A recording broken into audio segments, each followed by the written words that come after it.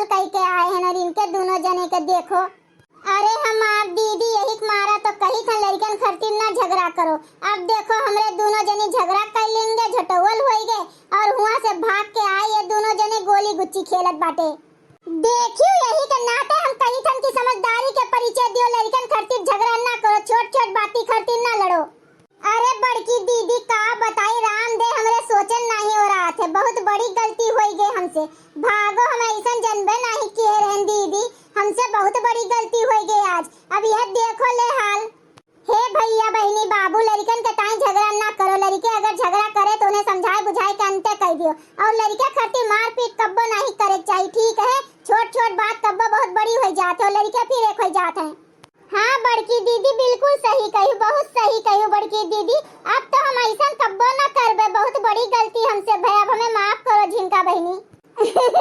अरे हमार दीदी चलो होई गे जोन होए करा, हमरे सब भुलाए जावा जाए, हमरे सबके दोस्ती पक्की दोस्ती है।